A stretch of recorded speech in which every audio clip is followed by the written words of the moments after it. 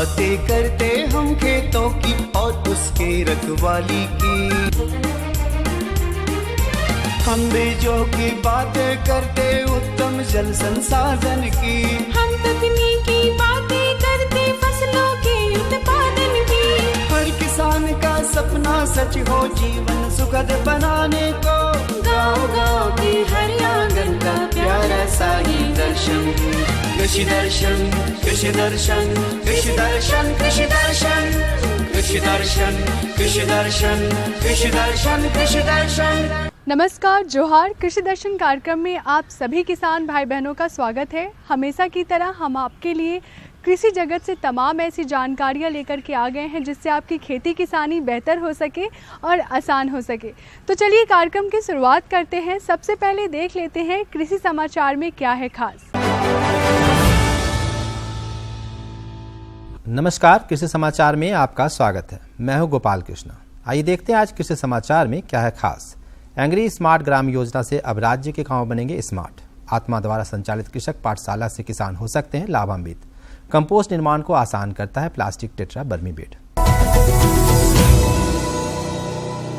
Angry smart Gram Yojana से झारखंड के गांवों को स्मार्ट बनाने की योजना है। इस योजना के तहत पहले चरण में राज्य के 100 गांवों का चयन कर उसका निरीक्षण कर अन्य योजनाओं के साथ जोड़कर कार्य करते हुए इन गांवों का समग्र विकास करने की योजना है। इन गांवों को विकसित कर अन्य गांवों के लिए उदाहरण के तौर पर दिखाया जाएगा। इस योजना के अंतर्गत किसानों और पशुपालकों को विभिन्न प्रकार की योजनाओं के सहारे उन्नतशील बनाने का प्रयास किया जाएगा जिससे वे खुशहाली के साथ जीवन यापन कर सके। अनुसंधानों के दौर से गुजरते हुए कृषि क्षेत्र में भी नई तकनीकों और पद्धतियों के साथ नए बीज इत्यादि का विकास हुआ है। इन्हीं बातों को पूरी जानकारी कृषकों को हो सके, इसके लिए संस्था आत्मा राज्य के विभिन्न जिलों में प्रखंड स्तर पर कृषक पाठशाला चलाती है। इस पाठशाला में चयनित किसानों को कृषि विशेषज्ञों और प्रगतिशील कृषकों द्वारा कृषि संबंधी जानकारियां और प्रशिक्षण दी जाती है। राज्य के कृषक इस पाठशाला से लाभान्वित हो सकते हैं। मसालों में मिर्च हमारे झारखंड में प्रमुख रूप से उपजाई जाती है। वर्तमान समय में मिर्च की पूसा ज्वाला और स्वर्ण तेजस्वी नामक प्रभेदों की बुआई कर कृषक लाभान्वित हो सकते हैं। पूसा ज्वाला और स्वर्ण तेजस्वी ये मिर्च के वैसे प्रभेद हैं जो झारखंड की जलवायु और मिट्टी में बेहद उपज देते हैं। इनके 500 से 600 ग्राम बीज प्रति हेक्टेयर की दर से बुआई कर और उचित कृषि कार्य को करके लगभग 80 से 100 क्विंटल हरा मिर्च प्राप्त किया जा सकता है। पशुओं में एक बीमारी लगती है कृमि की। पशुओं में कृमि हो जाने की स्थिति में कमजोरी, अरुचि, दस्त के अलावे उत्पादन में कमी आना इत्यादि समस्याएं आती है। उचित समय पर कृमि का इलाज नहीं होने से पशु की जान तक जा सकती है। कृमि के लक्षण होने की स्थिति में अल्बेंडाजोल नामक दवा देना लाभकारी होता है। साथ ही पशु चिकित्सक से सलाह भी लें। बर्मी कंपोस्ट बनाने के काम को सुविधाजनक तरीके से करने के लिए किसान प्लास्टिक से निर्मित प्लास्टिक टेट्रा बर्मी बेड की सहायता ले सकते हैं। ये बेड हल्के होने के कारण कहीं भी लाया ले जाया जा सकता है। बर्मी कंपोस्ट बनाने के लिए प्लास्टिक टेट्रा बर्मी बेड एक बहुत ही उत्तम उपकरण है। आमतौर पर किसान कंपोस्ट निर्माण के लिए पक्के बेड का निर्माण कराते हैं जो इस उपकरण की तुलना में महंगा होता है, साथ ही बहुत स्थान घेरता है। इसके बनस्पत प्लास्टिक टेट्रा बर्मी बेड बहुत सुविधाजनक होता है। हल्के होने के कारण इसे कहीं भी स्थानांतरित किया जा सकता है। और अब एक नजर राज्य के कुछ कृषि समाचार में। आज इतना ही, परंतु जाते जाते आपसे निवेदन है कि कोरोना गाइडलाइन का पालन अवश्य करें। संक्रमण से बचते हुए कृषि कार्य करें। अपने और अपने परिवार के सदस्यों को कोरोना टीके की दोनों खुराक और बूस्टर डोज अवश्य लगवाएं।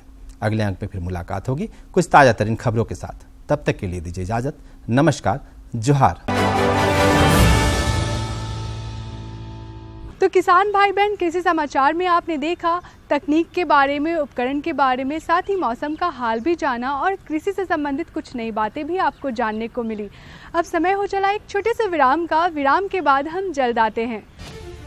अन्नदाता किसानों की खुशहाली और उनकी आय में बढ़ोतरी के लिए भारत सरकार लगातार प्रयासरत है।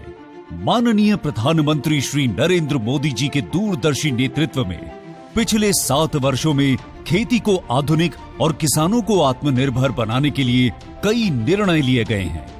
छोटा किसान बने देश की शान, ये हमारा सपना है। देश के 80% से ज्यादा किसान ऐसे हैं जिनके पास 2 हेक्टेयर से भी कम जमीन है।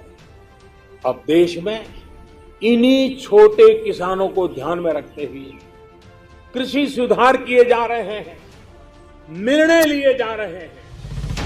प्रधानमंत्री किसान सम्मान निधि योजना की शुरुआत 24 फरवरी 2019 को माननीय प्रधानमंत्री श्री नरेंद्र मोदी जी के द्वारा की गई थी। पीएम किसान योजना का पूरा खर्च भारत सरकार वहन करती है। इसके तहत लाभार्थी किसानों को हर साल 6,000 रुपए की सम्मान राशि 2,000 रुपए की 3 समान किस्तों में सीधे उनके बैंक खातों में हस्तांतरित की जाती है। अब तक 11 करोड़ से भी अधिक लाभार्थी किसानों के बैंक खातों में 1,58,000 करोड़ रुपए से अधिक की राशि सीधे ट्रांसफर की जा चुकी है। किस्तों की जानकारी किसानों को एसएमएस के माध्यम से दी जाती है। இப்போ நேரா நாங்க வந்து பேங்க்குக்கு ஆக்சுவல் போகும்போது அந்த பணத்தை நாங்க வித்ரா பண்ணிட்டு வந்து நாங்க விவசாயம் பண்ணிக்கிறோம்। इस मदद से बुआई के पहले अब किसानों को बीज, खाद, कीटनाशक और कृषि संबंधी अन्य जरूरतों के लिए साहूकारों के आगे हाथ नहीं फैलाना पड़ता। અને એના લીધે મારે કોઈ જોડે કે સગા સંબંધી કે મિત્રો જોડે મારે ઉછીના પૈસા લેવાની જરૂર પડતી નથી અને એનાથી હું સારી એવી खेती કરી શકું છું।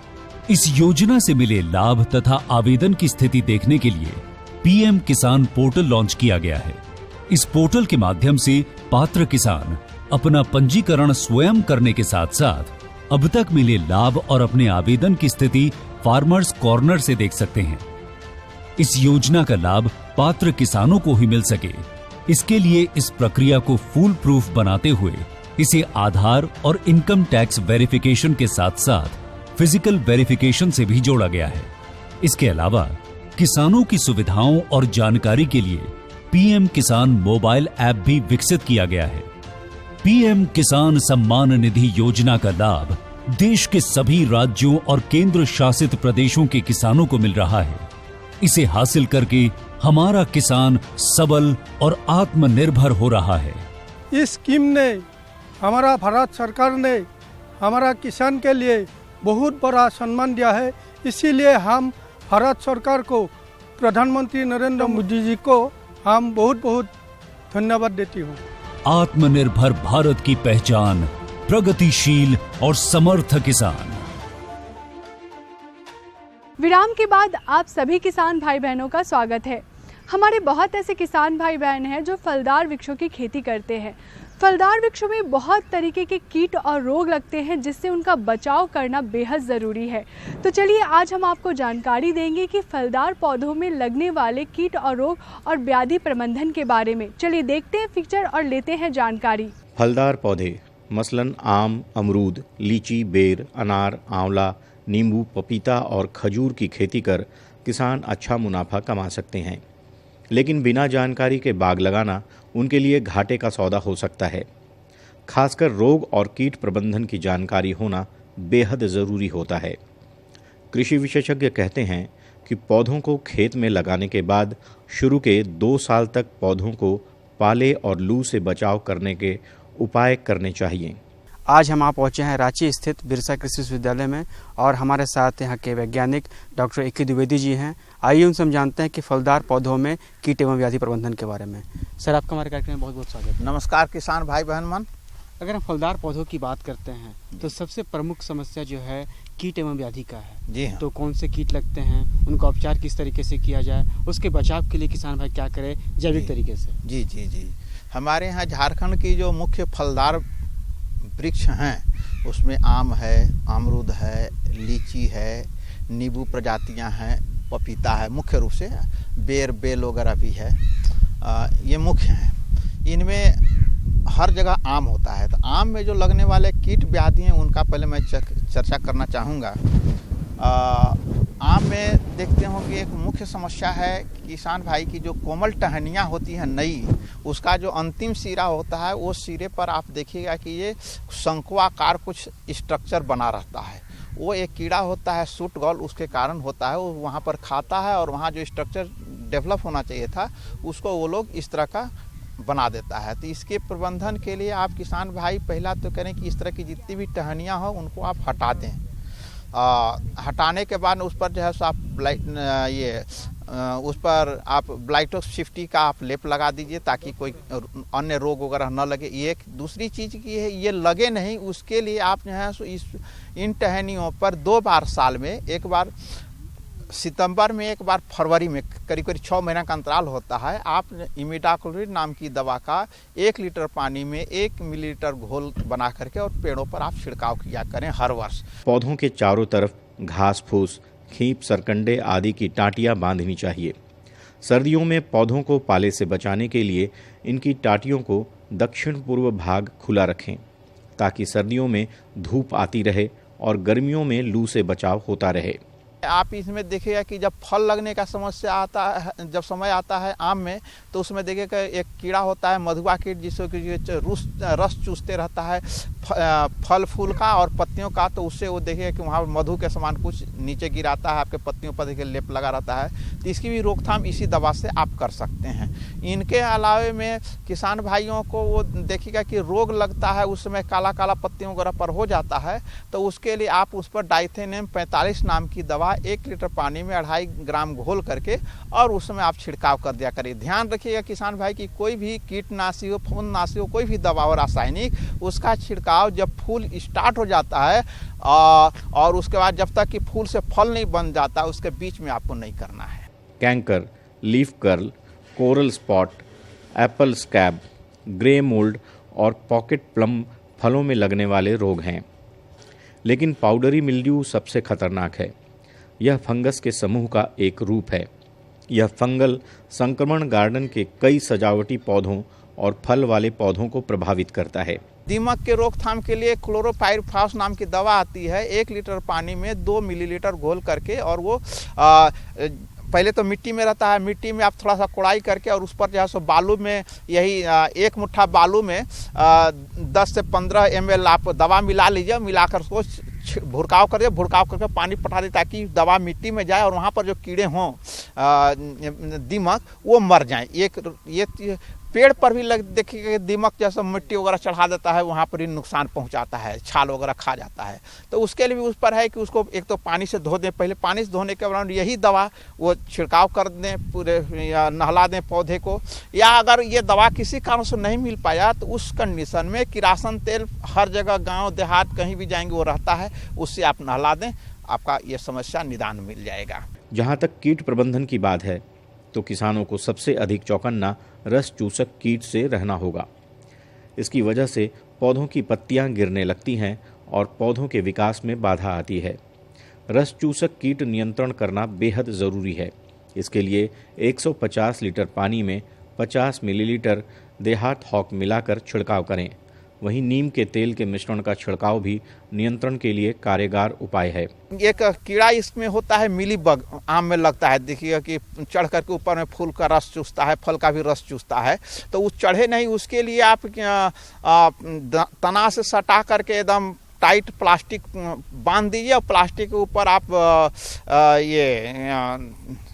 ग्रीस आप लेप कर दिए ताकि वो कीड़ा ऊपर ना चढ़ सके। एक ये हो सकता है, ग्रीस नहीं कहीं पर हो सकता है, तो ऐसे कंडीशन में आप मोबिल उस पर पोंछ सकते हैं। मोबिल से भी ये कीड़ा ऊपर चढ़ता नहीं है, वो बात ये हो सकता है। लेकिन बाकी देखिए कोई भी चीज़ आपको इवन कि पानी से भी एक कीड़ा को आप धोइएगा तो कीड़ा नहीं मरता है, कुछ तो मरता ही है, तो वो अलग बात है। लेकिन जो व्यापारिक रूप से शुद्ध लाभ दे सके उस तरह का उतना इफेक्ट अच्छा नहीं मिलता है।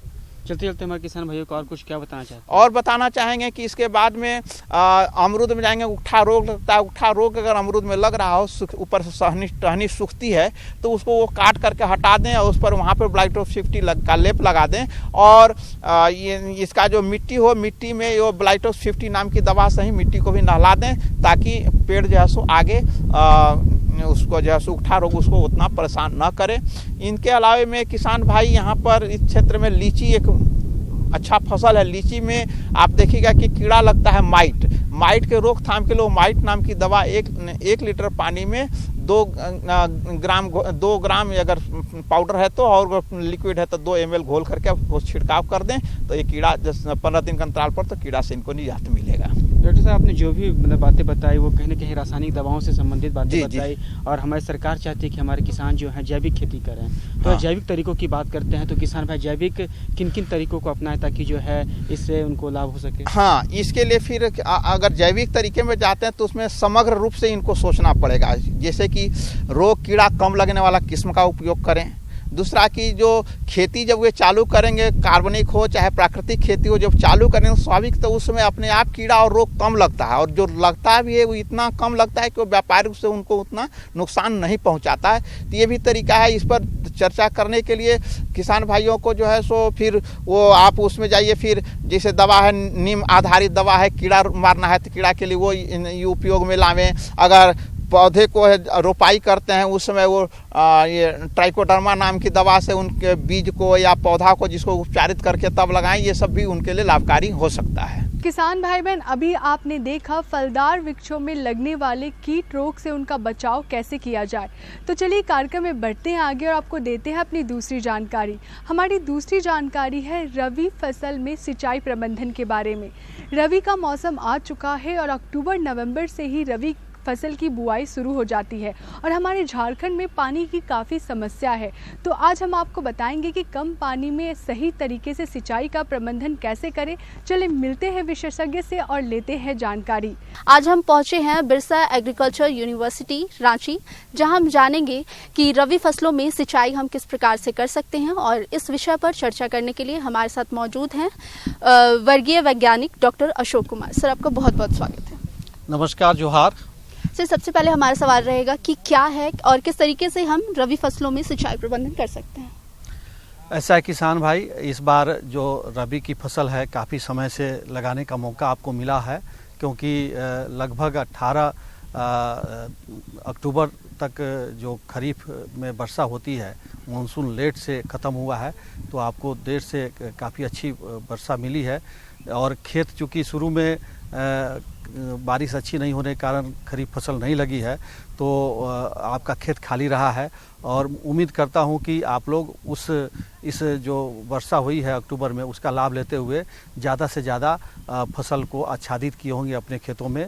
और अभी भी किसान भाई बुआई कर रहे हैं, तो अब आपको जो समय है, सिंचाई का समय आ गया है। तो जितनी भी फसलें आप लगाए होंगे वो आपको खासकर दलहन और तिलहन लग चुका होगा और गेहूं लग रहा है।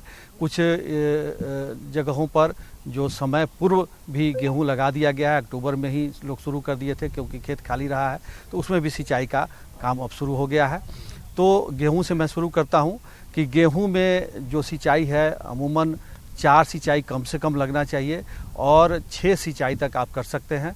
4 सिंचाई में या 6 सिंचाई जो भी आप करें, जितना पानी आपको उपलब्ध है, उसमें आपको ध्यान रखना है कि पहला सिंचाई और अंतिम सिंचाई बहुत जरूरी होता है। यानी कि पहला सिंचाई क्राउन रूट इनिशिएशन बोलते हैं, यानी जड़ जमने की अवस्था अगर 21 से 25 दिन पर आता है, बुआई के 21 से 25 दिन के अवस्था पर अगर आप सिंचाई नहीं देते हैं तो पौधों की संख्या काफ़ी घट जाती है। इसलिए आपको ध्यान रखना है कि जैसे पौधा आपको 21 दिन का हो जाए उस समय आपको सिंचाई कर देना है, जिससे ज़्यादा से ज़्यादा उसमें कल्ले निकले और पौधों की संख्या बढ़ेगी, तभी आपको अच्छा उत्पादन मिलेगा। और दूसरा एक सिंचाई है जब पछिया हवा निकलने लगता है, जिस समय उस समय सिंचाई देना बहुत ज़रूरी होता है, क्योंकि अगर उस समय सिंचाई नहीं देंगे तो लगभग वो मार्च में आता है, तो अंतिम सिंचाई उसको हम लोग मानते हैं। तो उस समय सिंचाई इसलिए आवश्यक हो जाता है कि अगर नमी कम हो गई ज़मीन में तो आपके जो दाने हैं गेहूं के वो सिकुड़ जाएंगे और उपज काफ़ी प्रभावित हो जाता है। तो यह 2 सिंचाई निश्चित रूप से देना चाहिए। वैसे आपको अगर बीच बीच में जब सिंचाई देना है, जैसे पहला सिंचाई 21 से 25 दिन पर बोला मैंने, तो दूसरा सिंचाई जो है वो इम्पोर्टेंट एक सिंचाई है बाली निकलते समय। बाली जब निकलने लगता है उस समय सिंचाई देना चाहिए। तो यही 3 मुख्य सिंचाई है। इसके अलावा बीच बीच में आपको सिंचाई देना पड़ेगा, यानी कि 21 से 25 दिन पर जब सिंचाई देते हैं उसके बाद 20-25 दिन के अंतराल पर आपको सिंचाई देते रहना है। अगर आपके पास सिंचाई जल पूरी तरह से है, आप सिंचाई कर सकते हैं, तो आप हमेशा 20 से 25 दिन पर सिंचाई करते रहें, तो आपको अच्छा आमदनी, अच्छा उपज प्राप्त होगा। इसके बाद सरसों की फसल है जो आप लगा चुके हैं, तो सरसों में मात्र 2 से 3 सिंचाई आपको देने की आवश्यकता है। और सरसों में कोशिश करना है कि पहला सिंचाई देर से करें। अगर जैसे कभी कभी होता है कि सरसों में लोग बुआई कर देते हैं और नमी नहीं रहता है, तो उसमें उगाव कम होता है, तो उसमें उस समय लोग सिंचाई देते हैं, जो 10 से 15 दिन में ही सिंचाई देना शुरू कर देते हैं। उससे क्या होता है कि जड़ें ऊपर फैल जाती हैं और नीचे नहीं जा पाती हैं, तो दूसरा सिंचाई वो बहुत जल्दी मांगेगा, क्योंकि नीचे से उसको नमी प्राप्त नहीं हो रहा है, ऊपर में फैल जाता है जड़, और ऊपर में जब जड़ फैल जाएगा तो वो नीचे से जो खुराक लेना चाहिए, भोजन लेना चाहिए, वो भी वो नहीं ले पाता है, जिससे उसका बढ़वार कम हो जाता है। इसीलिए कोशिश करना चाहिए कि सरसों में देर से सिंचाई करें, यानी 35 दिन पर सिंचाई करें या कम से कम 30 दिन के बाद ही सिंचाई करें। और इसके लिए आपको खेत में जब आप बुआई करते हैं उस समय नमी रहेगा तो यह अवस्था आपको 30 दिन पर मिलेगा, लेकिन बिना नमी के आप बुआई कर देते हैं तो आपको जल्दी सिंचाई करना पड़ेगा। सरसों में आपको पहला सिंचाई जितना देर से हो सके उतना देर से करना चाहिए, और वो अवस्था 30 से 35 दिन की अवस्था है, वो ज़्यादा बेहतर अवस्था है, क्योंकि उस समय जड़ें काफ़ी नीचे चली जाती हैं, और उस समय सिंचाई करेंगे तो दूसरी सिंचाई आपको देर से करना होगा, तो 2 ही सिंचाई में आपको सरसों प्राप्त हो जाएगा, नहीं तो 3 सिंचाई 4 सिंचाई तक आपको देना पड़ेगा। इसीलिए अगर नमी नहीं है तो सिंचाई कर दें और तब फिर जुताई करके बुआई करें। ऐसा न करें कि हम नमी नहीं है और बुआई कर दिए उसके बाद जल्दी सिंचाई कर देते हैं, तो इससे हमको घाटा हो जाता है। इसका ध्यान आप लोग रखेंगे। इसके अलावा तीसरी जो फसल है वो चना है। चना की खेती भी अपने यहाँ काफ़ी होती है, और चना में मात्र किसी भी दलहन में, जैसे चना है या मसूर है, तो इसमें मुख्य रूप से 2 ही सिंचाई पड़ता है। एक तो बुआई के 50 दिन पर, और दूसरा लगभग 80 से 100 दिन पर हम लोग दूसरी सिंचाई करते हैं। लेकिन अपने यहाँ क्या होता है कि जहाँ कहीं कहीं पर आप देखेंगे कि नीचे वाला खेत है उसमें तो नमी रहता है, लेकिन ऊपर वाला टाड़ वाला खेत में जब बुआई करते हैं तो उसमें जल धारण क्षमता भी उस मिट्टी की कम है, और जल भी काफ़ी नीचे है, ग्राउंड वाटर नीचे है, तो मिल नहीं पाता है जल्दी, नीचे पत्थर है तो नमी नहीं मिल पाता है। तो वैसी स्थिति में आपको 30-35 दिन पर ही सिंचाई करना पड़ सकता है। तो यह आपको देखना है, अपने खेत को देखते हुए कि आपको कब सिंचाई करना है। लेकिन अगर जैसे बोलते हैं ना, मैदे गेहूँ ढेले चना, तो चना को बिल्कुल ढेला की तरह खेत को करके तब बुआई करते हैं, और वैसी स्थिति में ढेला बनने का मतलब है कि वह मिट्टी मजबूत मिट्टी होना चाहिए। धान वाला जो मिट्टी है, नीचे वाला जो ज़मीन जिसको बोलते हैं दोन, वैसे खेत में चना अच्छा होता है। तो वैसे खेत में आपको 2 सिंचाई करने की आवश्यकता पड़ेगी। लेकिन ऊपर वाले खेत में आप करते हैं तो आपको 3 सिंचाई भी देना पड़ेगा। लेकिन ध्यान रखें कि ज़रूरत पर ही सिंचाई करें। अगर ज़रूरत से ज़्यादा सिंचाई कर देंगे तो जिसको बोलते हैं बढ़वार ज़्यादा हो जाना, वो बढ़वार ज़्यादा हो जाएगा, जिसको किसान भाई ढराना भी बोलते हैं कि ढरा गया और बहुत बढ़ गया, और उसमें छीमी नहीं लगेगा, उसमें पौध नहीं बनेगा, और केवल उसमें हरा हरा पौधा दिखेगा, और आपको उपज काफ़ी घट जाएगा। तो इसको ध्यान रखना है कि कभी भी दलहन में अति सिंचाई नहीं करना है, ज़्यादा सिंचाई नहीं करना है। अगर ज़्यादा सिंचाई करेंगे तो नुकसान होगा। इसके अलावा एक और फसल है, अभी हम लोग लगा रहे हैं तीसी। तो तीसी में भी 2 से 3 सिंचाई आप देंगे तो अच्छा आमदनी आपको प्राप्त हो जाएगा। और इसके लिए भी आपको लगभग जो हमने सरसों में बताया 30 से 35 दिन की अवस्था में सिंचाई करें, और उसके बाद फिर 70 दिन की अवस्था में सिंचाई करें, और फिर 100 दिन की अवस्था में अगर ज़रूरत पड़ता है तो सिंचाई करेंगे, तो अच्छा आपको तीसी की फसल प्राप्त हो सकती है। तो किसान भाई बहन, आज की हमारी दोनों जानकारियाँ आपको कैसी लगी? आशा करते हैं आज की हमारी दोनों जानकारियाँ आपको काफ़ी अच्छी लगी होंगी। अगर आपके पास भी कोई जानकारी है हमें देने के लिए, या हमसे कोई जानकारी लेनी है, तो आप हमें संपर्क कर सकते हैं। हमारा पता है कृषि दर्शन, कृषि प्रकोष्ठ, द्वारा केंद्र निदेशक, दूरदर्शन केंद्र, रातू रोड, रांची। हमारा पिन संख्या है 834001। इसी के साथ मुझे शिखा स्वरूप को दीजिए इजाज़त। नमस्कार, जोहार। हम बीजों की बातें करते उत्तम जल संसाधन की, हम तकनीकी बातें करते फसलों के उत्पादन की। हर किसान का सपना सच हो जीवन सुखद बनाने को, गाँव-गाँव के हर आंगन का प्यारा सा ही दर्शन। कृषि दर्शन, कृषि दर्शन, कृषि दर्शन, कृषि दर्शन, कृषि दर्शन, कृषि दर्शन, कृषि दर्शन, कृषि दर्शन।